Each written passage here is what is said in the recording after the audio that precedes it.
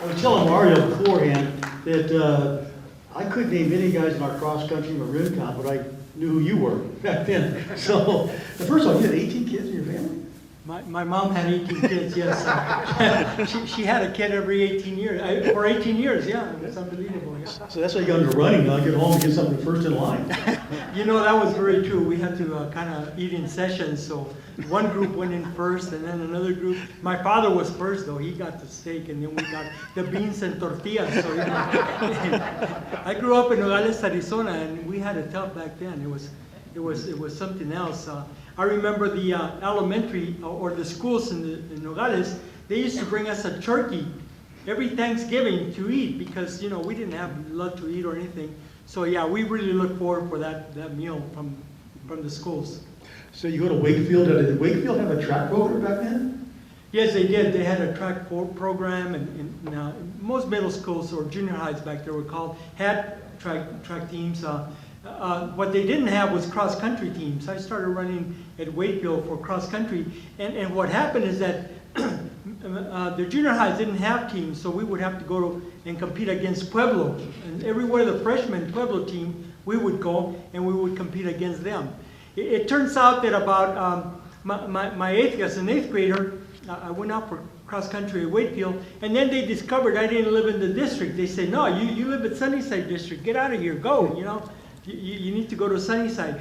And so I was really disappointed and kind of upset. So I went to Sunnyside. And the first couple of days, I go and look out for Coach Milky right here. And I said, I want to join the cross-country team. And he said, what are you talking about? I said, cross-country, I want to join the cross. He said, we don't have any. I said, oh my God. So, you know, so it was real disappointing that they didn't have a cross-country team. But they did have the following year. They did have a cross-country. So that turned out to be kind of nice. That way. You mentioned, I saw a few things you mentioned, Coach, and he had a pretty good impact on your life. Oh yeah, Coach Milky has been with me all my life. He's been my life mentor. He's done everything for me from middle school. That was in 1962, 63 that I met Coach Milky, and we're still together. You know, I mean, he's here, so that's got to mean something. And he was really helpful in my life. He really helped me out. He was like a father to me, you know, and he's done a whole lot of things for me. Yes, I really appreciate Coach Milky. Yes, I do. You know, when I introduced myself to you earlier, I said, tell me about Coach Milky. Well, he's right here. He's right next to you. Yes, he is. And again, he's been a great coach. He would coach at the junior high level at Sunnyside. And then he went on to coach at Sunnyside High School, and then he went on to coach at Pima College, and he stayed there for about 25 years, and he developed a lot of good athletes. Well, I remember you dominated cross country and track at Sunnyside. I mean, you were first team, all state and all that. Then you went on and got a scholarship at the U of A. Yes, I did. I was very lucky to get a scholarship. I never thought I would be going on to college. There were a few junior colleges that were recruiting me.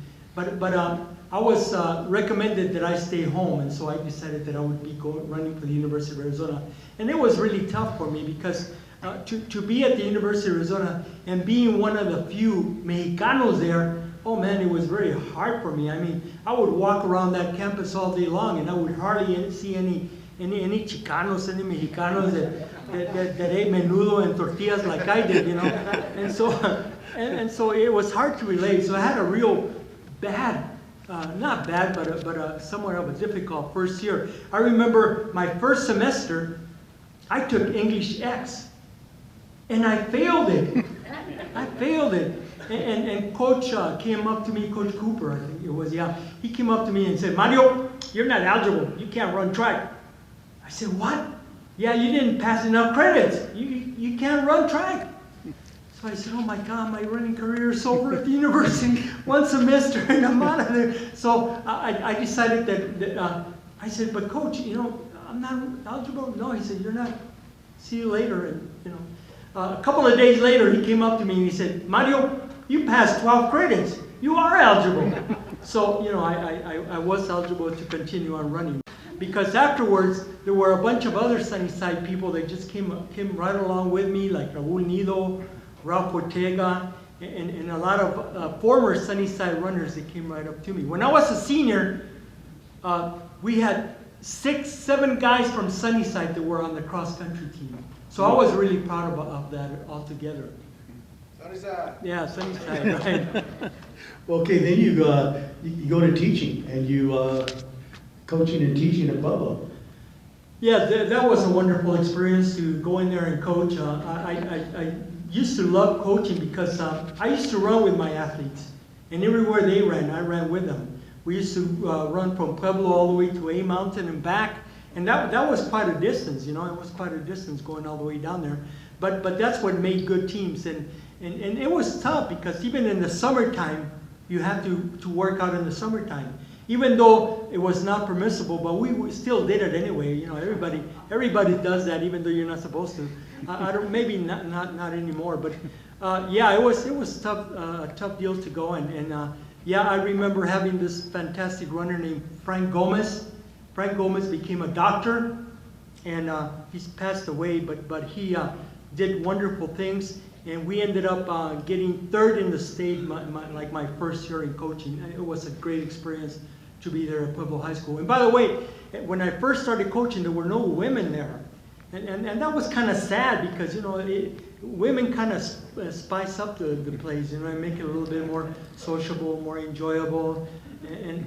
And so women came into the picture, and that was great. I loved coaching the women too, so it was a lot of fun. Yeah, 32 years coaching, right?